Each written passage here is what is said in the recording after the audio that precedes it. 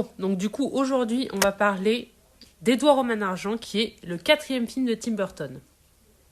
Donc c'est un film réalisé donc par Tim Burton, mais aussi écrit par Caroline Thompson, qui par la suite aidera encore Tim Burton, qui a tendance à aimer avoir les mêmes équipes qui travaillent pour lui. Donc Caroline Thompson, qui écrira aussi L'étrange Noël de Monsieur Jack et Les Noces funèbres. Et tant qu'on en est à parler d'équipes qui reviennent assez régulièrement, je vais vous parler entre autres de Johnny Depp, duquel c'est l'un des premiers rôles, au cinéma en tout cas. C'est-à-dire qu'il était connu déjà pour 21 Jump Street, qui était une série adolescent, enfin pas non plus très très intéressante, et Tim Burton a décidé de donner sa chance à Johnny Depp, sachant que Johnny Depp, au moment de leur rencontre, a beaucoup intrigué Tim Burton. Et donc du coup, c'est un des premiers rôles de Johnny Depp qui, par la suite, travaillera énormément, comme vous le savez, avec Tim Burton. Quant à Winona Ryder, qui est donc le deuxième grand rôle de ce film, sachant que bien sûr le premier rôle c'est Johnny Depp, le second rôle c'est Winona Ryder. Winona Ryder est déjà apparue dans un film de Tim Burton qui est donc Beetlejuice. Beetlejuice, pépite par ailleurs. Et Winona Ryder sortait déjà avec Johnny Depp, soit ils se sont rencontrés sur le film. J'ai des versions qui sont pas très claires là-dessus. Enfin voilà. D'ailleurs, à propos de cette relation, Johnny Depp se serait fait tatouer Winona Forever sur le bras, puis après la fin de leur relation, donc au bout de 3-4 ans à peu près, il aurait changé le tatouage pour mettre Wino Forever. Une phrase d'alcoolique. Donc, juste pour vous raconter rapidement de quoi parle Edouard aux mains d'argent, que je vous conseille vraiment de regarder, qui fait partie des grands chefs-d'œuvre, qui est un film très culte, qui est l'un des meilleurs films d'ailleurs de Tim Burton, enfin qui est considéré comme un des meilleurs films de Tim Burton. Vraiment, allez le regarder, ça vaut le coup. J'en dirai pas plus, mais voilà. Donc, Edouard aux mains d'argent, en fait, c'est l'histoire de Edouard, qui est un homme qui a été créé par un scientifique, dont je parlais un petit peu plus tard, qui a été créé par un scientifique qui a voulu donner un cœur à un robot. Et en fait, Edouard, il a des mains ciseaux. Et avant que le scientifique décide de lui donner de vraies mains, en fait, le scientifique est mort. Et donc, il se retrouve à rencontrer des gens de banlieue chic, un peu Wisteria Lane, on va dire. Et ça part en couille, c'est le bordel. Enfin, allez regarder, c'est vraiment très très joli, très... Et en parlant donc du coup de cet inventeur, il est joué par Vincent Price, duquel c'est l'un des derniers rôles puisqu'il est mort. Sachant que Vincent Price était quelqu'un qui était très admiré par Tim Burton et il lui avait déjà dédié un court-métrage que, généralement si vous connaissez Tim Burton, vous connaissez ce court-métrage puisqu'il est dénommé Vincent pour Vincent Price. C'est un des premiers courts-métrages de Tim Burton qui s'est retrouvé dans pas mal au début de ces films, dans les DVD, dans les cassettes, enfin je sais plus si c'était dans les DVD ou les cassettes, mais en tout cas, normalement vous l'avez déjà vu si vous avez eu des films de Tim Burton. Quoi qu'il en soit, Vincent Price est donc un acteur qui est plutôt un acteur orienté, épouvante et fantastique. Il a joué dans... excusez-moi, je connais pas ces films, donc voilà, La nuit de tous les mystères, L'homme au masque de cire, Vincent, donc, en 1982, La mouche noire, etc., etc. Donc voilà, c'était pour vous parler un petit peu de Vincent Price. Moi, n'étant pas une personne fan d'horreur, et j'adore le fantastique, mais pas forcément l'horreur, parce que c'est pas quelque chose qui m'intéresse en tout cas. Peut-être que je m'intéresserai un jour aux vieux films d'horreur, etc., mais là, en tout cas, l'horreur, c'est pas forcément mon truc. Mais quoi qu'il en soit, du coup, Vincent Price était une grande inspiration pour Tim Burton. Et Edouard aux mains d'argent, forcément, étant son dernier film, voilà. C'était pour vous parler un petit peu de lui, quoi. Et des inspirations de Tim Burton, entre autres. Bon, maintenant, on va passer sur les petites anecdotes du coup du film, en sachant que le film, en fait, de base, le rôle principal, donc du coup, d'Edouard aux mains d'argent, devait d'abord être joué par Tom Cruise.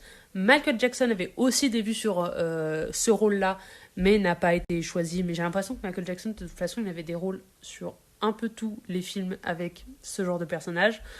Enfin, avait des vues de toute façon sur plusieurs rôles de ce style-là. Mais bref, il ne l'a pas eu, et c'est donc Johnny Depp qui a eu ce rôle-là.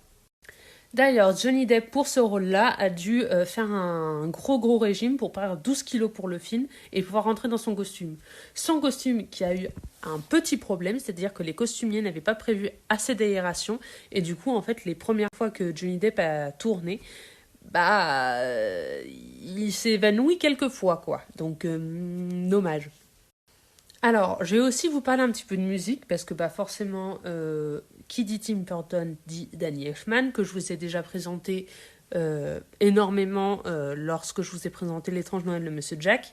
Et donc, pour Édouard en main d'argent, apparemment Danny Elfman se serait énormément inspiré de Tchaïkovski. Surtout de son ballet Casse-Noisette, que normalement tout le monde connaît. Mais donc, voilà, c'était juste pour vous citer un petit peu les inspirations. Et apparemment, c'est très flagrant dans la scène où il y a Kim, donc le rôle de Winona Ryder, qui danse sous la neige que crée Édouard en main d'argent. Et pour finir un petit peu tout ça, apparemment, ce film-là serait un des films qui seraient les plus personnels à Tim Burton, parce qu'il reflèterait une partie potentiellement de sa vie, donc il se serait inspiré pas mal d'événements de sa vie qui lui seraient arrivés, enfin il s'inspirait de sa propre histoire, quoi. Et pour ce film, Tim Burton aurait mêlé, plusieurs styles de cinéma, c'est-à-dire il y a le fantastique, la comédie, le drame, etc., etc. Et du coup, c'est une œuvre aux multiples facettes, puisque forcément, il y a du comique, il y a du drame, il y a du fantastique, de l'onirique. Il y a un rapport assez amusant entre l'onirisme et la réalité. J'arrive pour la prochaine story. Ce qui est assez marrant, c'est que Édouard en main d'argent est le seul dans le film qui s'approche vraiment de l'onirisme avec donc ce scientifique qu'il aurait créé, etc., etc. Alors que les autres personnages sont très terre à terre, ressemblent vraiment à cette réalité qui est ultra parodiée et qui ne donne vraiment, vraiment pas envie. Donc voilà. Sur ce, moi je vais vous laisser, je vous conseille vraiment de le regarder si jamais vous ne l'avez pas vu, parce que en dehors de tout ce que j'ai dit, ce film a vraiment des prises de vue magnifiques. Il y a un travail sur les décors, il y a un travail sur les costumes qui est vraiment fantastique. Même sans ça, c'est un très très beau film à ne pas manquer. C'est un film culte, comme je vous ai dit, et ça mérite d'être vu. Voilà, j'ai pas tellement plus de choses à en dire que ça, mais regardez-le. Voilà. Sur ce, je vous laisse et je vous dis à demain pour un nouveau film. Ciao!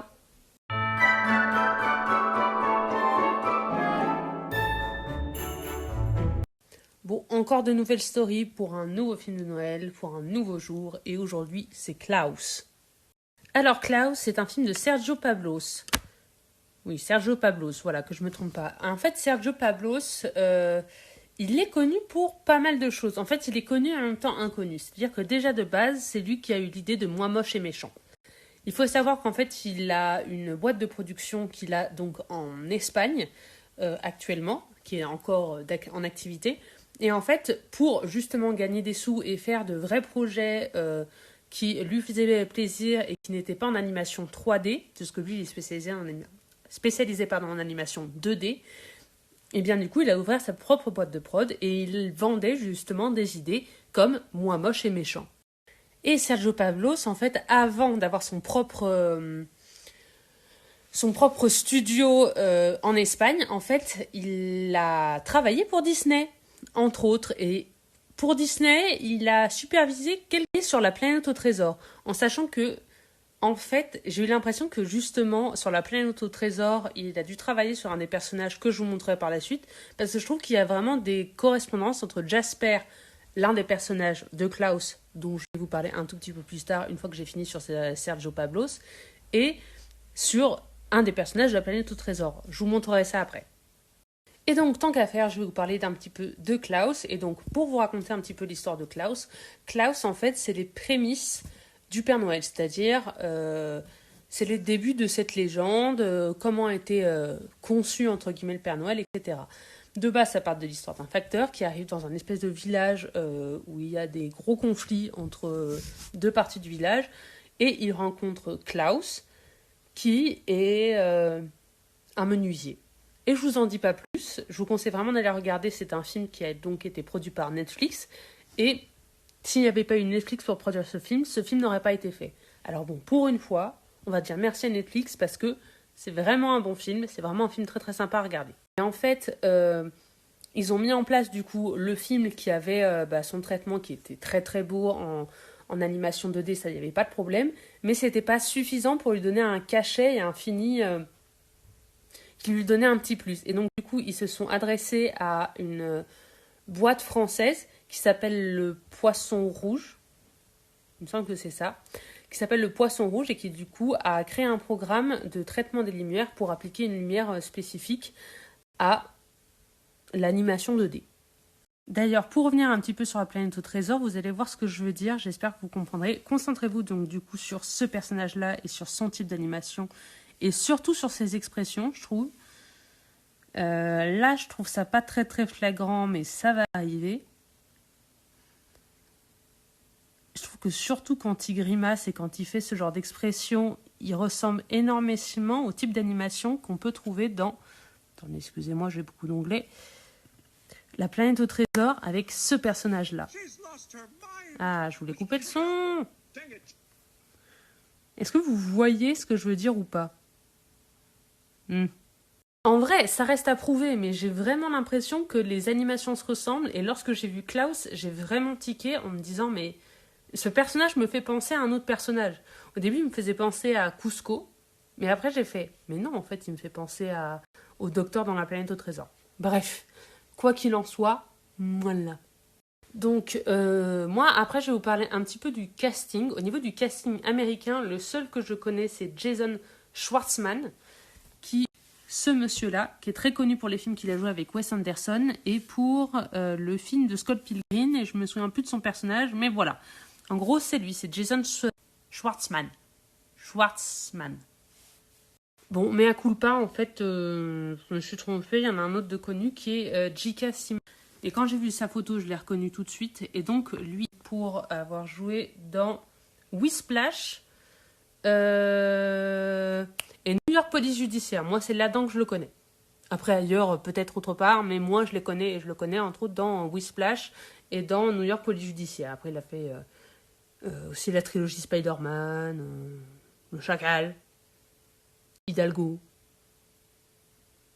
Ah, Juno. Si, je connais Juno, mais je me souvenais plus qui était là-dedans. La La Land, etc., etc. Ah oui, petite précision quand même. Lui, il a le personnage de Klaus, donc du Père Noël. Et donc, au niveau du casting français pour le doublage, on a du beau monde aussi. On a par exemple Alex Lutz, qui est connu, entre autres, il a eu des rôles dans SC117, il a joué dans la mini-série, la Canal+, c'est là que je la retrouve, où il est déguisé en femme, etc. Bref, après le doublage, en tout cas du personnage de Jasper, donc interprété par Alex Lutz, je le trouve pas très très bon. C'est-à-dire que je pense qu'un vrai acteur de doublage aurait mieux su s'en sortir que ça. D'ailleurs, dans d'autres rôles, il y a d'autres rôles qui sont un peu mieux interprétés, je trouve. Mais enfin bref.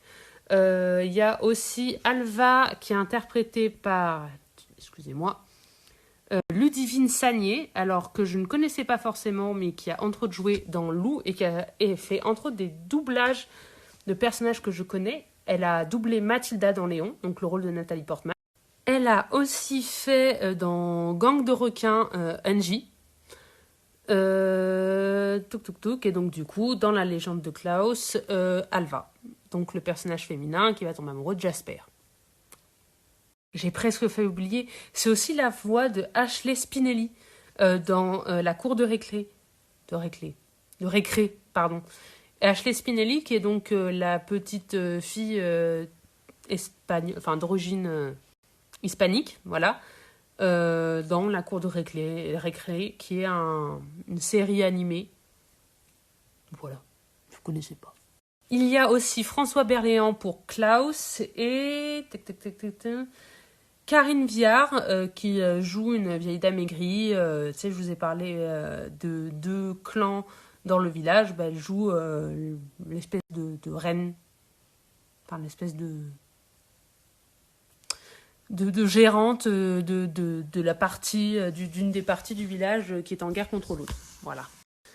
Alors, normalement, Klaus était nominé aux Oscars et j'aurais vraiment, vraiment aimé qu'il gagne l'Oscar. Mais c'est Toy Story 4 qui est l'Oscar. Voilà. Toujours Disney, Pixar, tout ça. Enfin bref, c'était tout pour Klaus, qui est un très joli film, qui visuellement est impeccable. Vraiment, allez voir, ne serait-ce que parce que visuellement, il est très très beau. Il n'a pas de grands ressorts scénaristiques. Voilà, pour vous dire. Mais il est très très beau. Ça, c'est pas sa grande particularité, mais vraiment, il est visuellement beau. Moi, j'ai pleuré 3 fois. Enfin, j'ai un petit peu des sensibilités, mais j'ai pleuré 3 fois en le voyant. 3 fois durant le film, pas... Sur ce, moi, je vous dis à demain pour un nouveau film. Et voilà.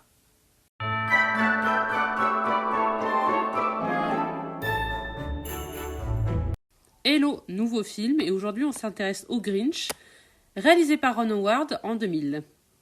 Bon, qui est Ron Howard? Ron Howard, il a réalisé d'autres petits films, entre guillemets, entre le Da Vinci Code et ses suites, avec donc le Grinch, comme je vous ai dit, Apollo 13, je suis en train de regarder en même temps, Willow, que j'ai très envie de voir et que j'ai toujours pas regardé, et entre autres, récemment, il a réalisé Solo, Star Wars Story, donc le film Star Wars sur Han Solo.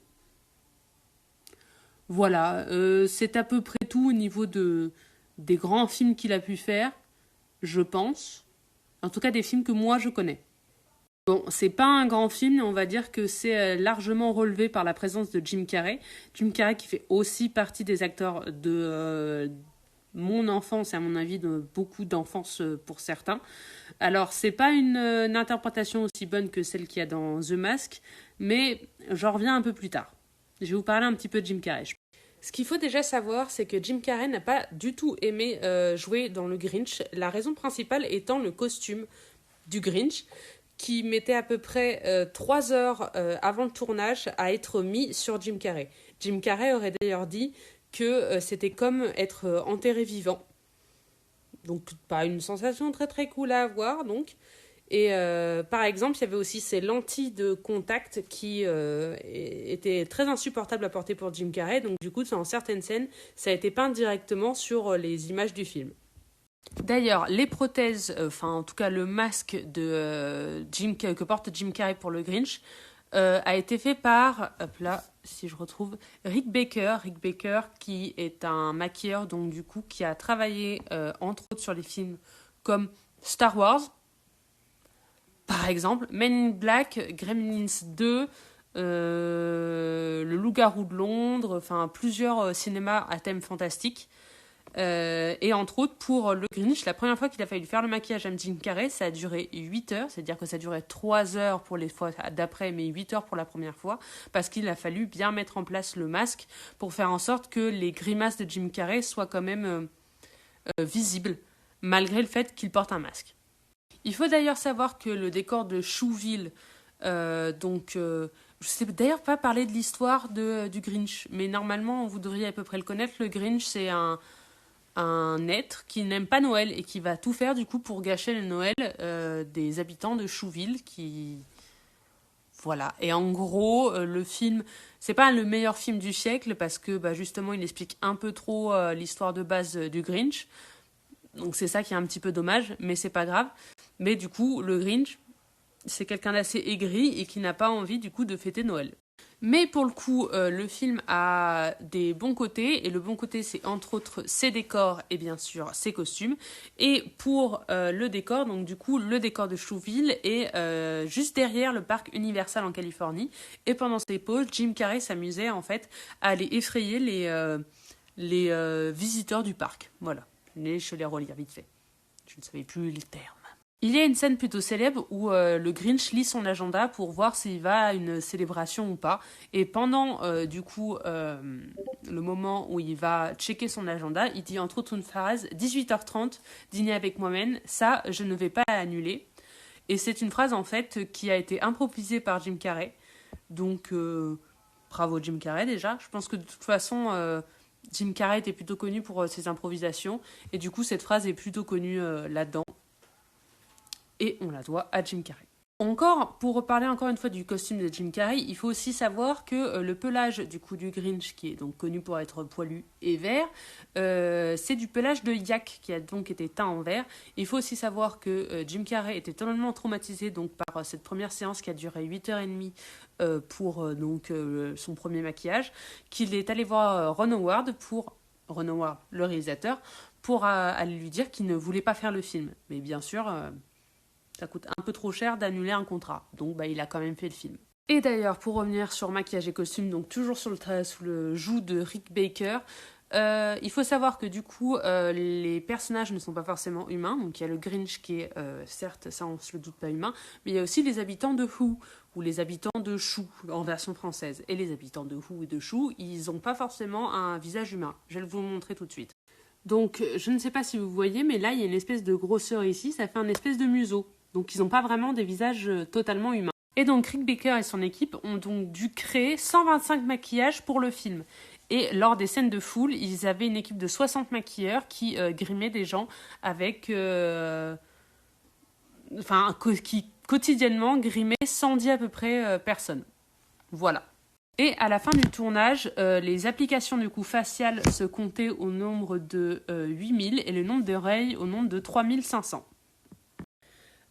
Concernant le compositeur est James Horner, qui entre autres a fait beaucoup de musique de films, comme Titanic, par exemple, Alien, L'homme sans visage, Braveheart, Jumanji, Le masque de Zorro, Apollo 13 aussi, donc, qui est déjà de Ron Howard, pardon.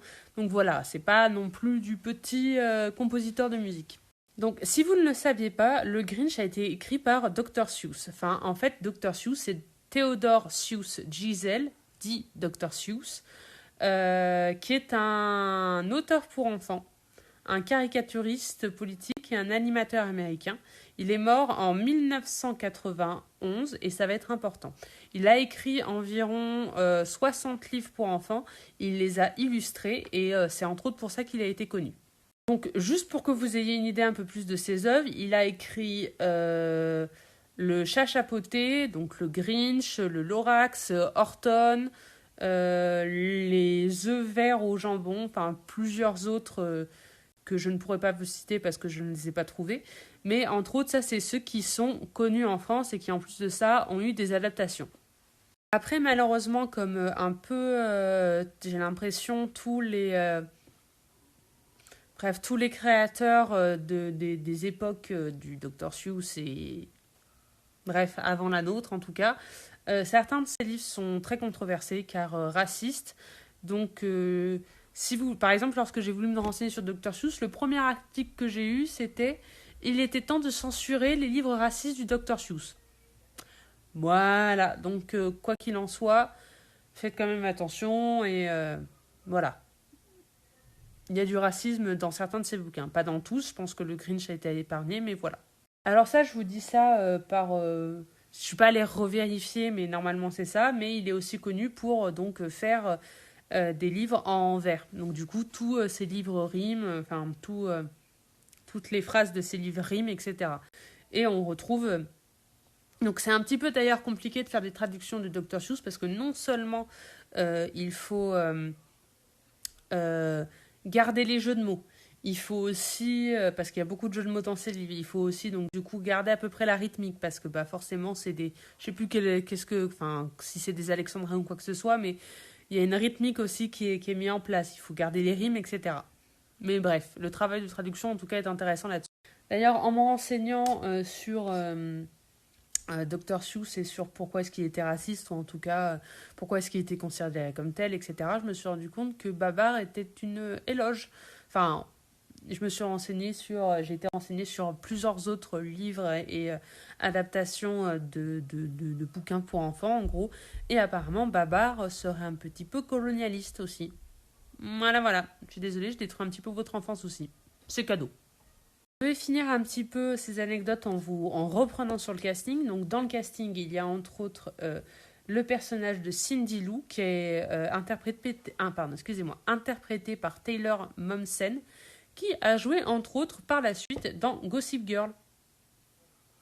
Potentiellement, il y aura peut-être des gens qui la reconnaîtront, mais moi, j'ai pas vu Gossip Girl. Enfin voilà, tout ça pour dire que c'était Cindy Lou dans le Grinch. Il y a aussi Christine Baranski, que je connaissais pas forcément son nom, mais en fait, je l'ai vue dans énormément de seconds rôles. Entre autres, dans Mamma Mia, vous la connaîtrez, dans les valeurs de la famille Adams. Il y a aussi, forcément, le Grinch. The Good Wife, elle joue aussi dedans. Et Big Bang Theory, c'est la mère de Sheldon. Dans Chicago aussi. Bref, dans plein plein de films, elle joue généralement des personnages secondaires. Pour ceux qui se demandent, c'est elle. Je pense que certains pourront la reconnaître, mais ouais, elle apparaît dans pas mal de films. J'espère que c'est à peu près, vous arriverez à peu près à la reconnaître. Mais voilà, en gros. Et donc en 1991, Dr. Seuss est mort. Et les droits sont revenus à sa femme. Et d'ailleurs, sa femme qui voulait garder une attitude prudente par rapport aux interprétations du coup des œuvres du Dr. Seuss, a fait directement passer le casting à Jim Carrey. Voilà, donc c'est devant, comment elle s'appelle, excusez-moi, Audrey Gesel, que du coup Jim Carrey a fait son audition. Voilà, je trouvais plus le mot, son audition. C'était pas vraiment une audition, apparemment c'était dans le film Man on the Moon. Man on the Moon, il y a Andy Kaufman, donc qui est le personnage principal interprété par Jim Carrey, qui fait une interprétation du Grinch, et c'est en voyant ça que la veuve a décidé a dit que c'était bon, Jim Carrey pouvait interpréter le Grinch. Et elle dit d'ailleurs, Jim Carrey n'eut même pas besoin de maquillage pour se métamorphoser en Grinch sous mes yeux.